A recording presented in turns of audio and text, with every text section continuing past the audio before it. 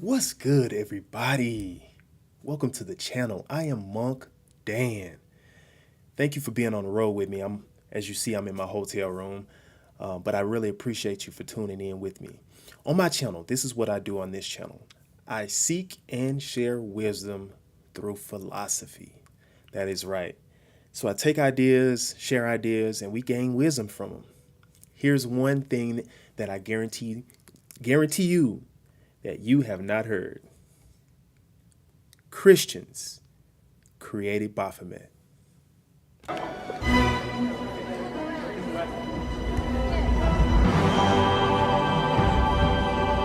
damn!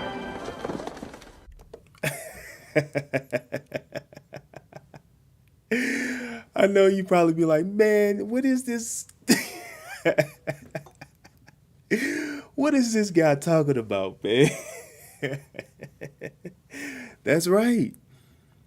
Christians were the creators of Baphomet. People do not talk about that. People won't talk about it. But yes, Christians are the creators of Baphomet. So before we even get into it, we're not going to talk about God. We're going to keep all the religion, well, the heavy religious aspect. We're not here to talk about God, and we're not here to talk about Jesus. Jesus said and Jesus went. Oh, yeah. Jesus heard and Jesus walked over. Oh, yeah. Jesus, Jesus, Jesus. Yeah. Jesus. Well, I don't want to talk about Jesus this evening.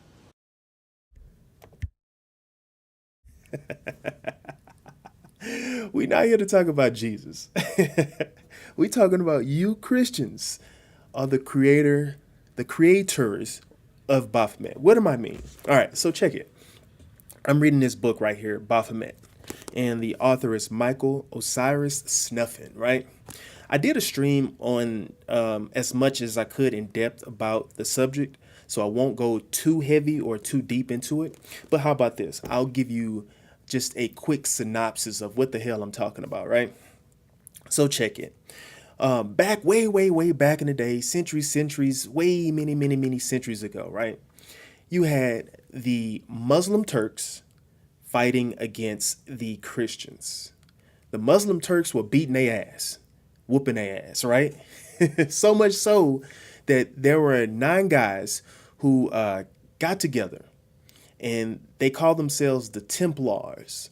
So these guys get together, 9 guys, and they set out to say that they were going to fight the Muslims and take back their land, right? The critical thing about these guys was that they proclaimed to be broke. So they started this group, this militia, if you will, whatever you want to call it. They started this group to fight the Muslims. So these guys said, "Hey, we're gonna be broke. We're gonna live in poverty, and we're not gonna have sex, right? We're gonna fight because we want to get our land back, right?" So they start a small group, and eventually people recognize them, and then they become this popular group, if you will. So people start sending them money, and now they're becoming tax collectors. I mean, people giving them land, you name it, right? So that's besides the point. It's I have to share that because it's very critical that we know um, um, about this group. And the reason why I say that is because I have to include that they become wealthy, and with wealth, we already know women. So they weren't broke, and then they women gonna come where the success is, where the money is. We know that. All right. Anyway, so I say all that to say that they got some jealous people, and they got people, religious people, Christians. They had haters in amongst them, right? And with this jealousy, you have these guys. Let me backtrack just for a quick second. So there was I believe the guy's name is King Philip. That's who the hater was, right? This guy was hating on him, but he wasn't hating on them on the fighting aspect of getting killing the Muslims. He wasn't fighting from that aspect. He was fighting, or he was jealous of them to get the access to their funds, the money, right? Even in spite of all of that, these guys becoming wealthy and whatnot, they weren't fighting shit. They weren't killing. I mean, they may have killed some folks, but they still were losing. So much so that it got to one point in their battles that they lost this one pivotal part of Jerusalem, I believe, and these guys, everybody kind of turned on them, if you will. But then it was that King Philip who wanted to be a part of the Templars, and then this guy he kind of infiltrates their background or whatever you want to call it, their group, and he kind of sends a puppet to destroy them. Right?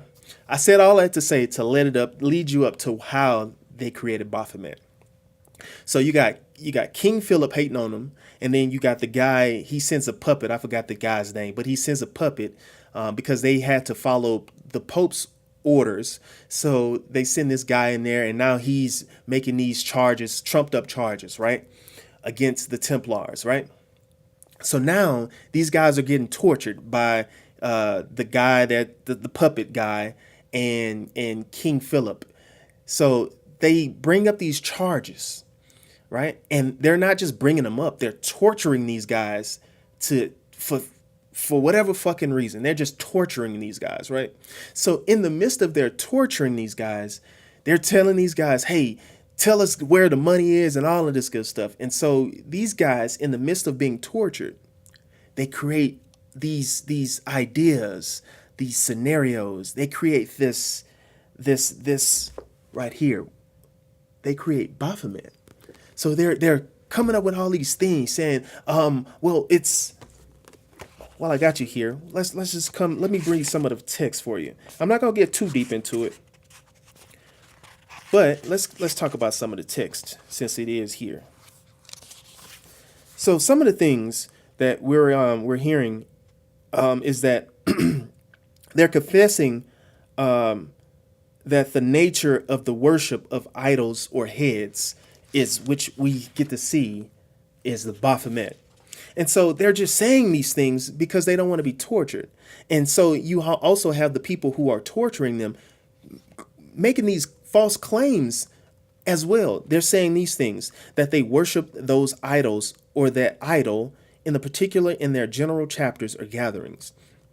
They're also saying that they worshipped it or them, that they worship it or them as God, that they worship it or them as Savior, that some of them did, that the majority of them did, that they said that the head could save them, that they made it rich, that it gave them all their riches, that it made the soil bring forth seeds, that it made the trees flower. So they're saying all these things. The people that are torturing them, they're saying, well, that's how you got rich. It's not because you believe or whatever. It's because it's this, the Baphomet, right? So the people that's getting tortured, they're making excuses, saying, yeah, it's the head, it's this. They didn't really have a name. They didn't say Baphomet at the particular name. I'm trying to get some more context for you to make my argument here. And let's see. All right, so let's talk about the articles. Let's just do that. So it says there were 127 articles of accusation drawn up in 1309, charged the Templars with communicating or committing many common acts or heresy acts, or what's another word? Blasphemy, if you will, such of denying Christ, defiling the cross, profaning the sacrament, and engaging in sodomy. These are the things that they're bringing forth, the accusations, right, of why these guys, these Templars, are, if you will, these are the reasons that they're making up here. Now, in the midst of this, these are the descriptions that these guys are given. Descriptions of this head or heads gleaned from confessions vary considerably because the heads probably never existed. Extensive searches of Templar precipitors found no idols or heads. Tortured Templars simply described whatever their inquisitors wanted to hear. So whatever they wanted to hear, they just said some shit, right? They venerated a bearded head or three heads made out of wood or gold or silver. It had no legs or four legs. It took the shape of a demon or a cat. Unfortunately, these erratic confessions, completely unreliable, have often served as the basis of historical fantasy and conspiracy theories regarding the Templars. Right? So these guys are getting these guys are getting tortured, and they're just coming up with shit to say. And these guys that are doing the torturing, they wanted to hear this stuff. So you got the guys that are being tortured who who are saying these things just to please the people who are the torturers, if you will. So you got two Christians. You got both are Christians, right? One Christian group, one Christian group is saying all of these things. They're creating these things because the people who are torturing them want to hear it. So, however you want to dice it, whether you believe it or not, the Christians created this whole fiasco of Baphomet. I took you all through this whole round. I just wanted to give some context here that it was the Christians who created this. So when we hear these ideas of Baphomet and we hear it in a negative light, we never hear that the Christians created this. These whimsical ideas of Baphomet. It was originated by the Christian faith. Do we hold those guys accountable? Did you even know that? Do you acknowledge that Christians created this idea? You know what? I got a video. I'm not going to be too long. This is going to be a short video. If you want to check out the full video that I created that has so much more details about the Christians and their creation of Baphomet, feel free to hear it. And it's on my channel. I labeled it as the Templars, the tortured Templars. So check it out. But I do want to share an example of what I mean about how Baphomet is always depicted in a negative light, right? And you don't hear about the creators being Christian, right? So check it out. I got this video. It's a small video, and shout out to Cat Williams. He was on a Joe Rogan podcast, and I didn't hear the full video, but this part just stuck out, and it's like a snippet from the podcast, and he mentions Baphomet, and he also mentions the transgenderism aspect of this. So let's check it out. So I knew that in the ritual of Baphomet, the transgender, to show allegiance to him, you had to kiss his ass ring.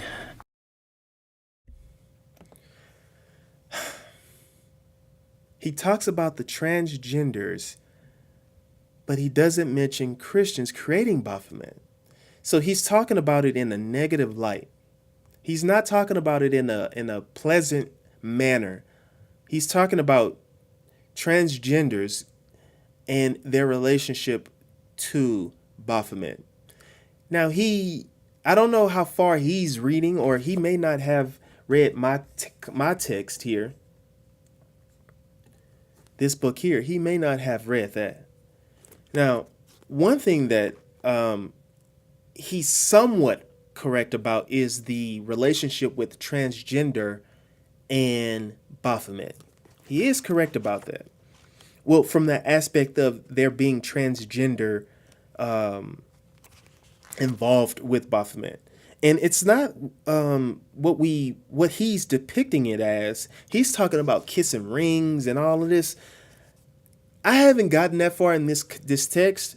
I've only read the introduction and chapter 1, but it's introducing us to the creation of Baphomet and how it came about. So far, what he has depicted, Baphomet, is not being presented here. All right. So let me see if I can find the portion that I wanted to address.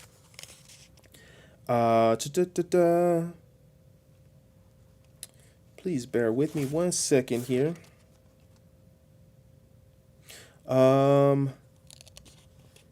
Let's see. I'm going to read a few pieces here. I'm going to gather some information here for you and what Baphomet is associated with. Baphomet is primarily associated with nature, the five elements, alchemy, and sexuality.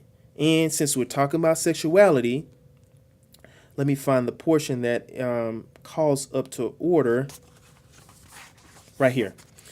It says, and I'll read a portion of it. It says, before I reveal the mysteries of Baphomet, here are a few final notes. Among other things, the figure of Baphomet represents the entire spectrum of gender identity and gender expression. So here we get to talk about the transgenderism, but we also get to talk about, in our culture, now it's a really big, heavy thing about the pronouns, them, they, and all those good things. But in our world, we don't have a explanation, right? This text kind of gives us an explanation of these pronouns that are being used, right? So that's the association with Baphomet. And it says, for this reason, I use they, them, their pronouns when referring to Baphomet, capitalized because they refer to a deity. So in essence, that is the relationship of Baphomet. So I'm not sure where Cat Williams got all of this talking about kissing a ring and all of this. Even in the video before that, he started talking about, and someone put a little picture up how in the entertainment industry, how guys have to wear a dress. You saw some of that video. You may have, but I just didn't see how that related to the actual facts of Baphomet.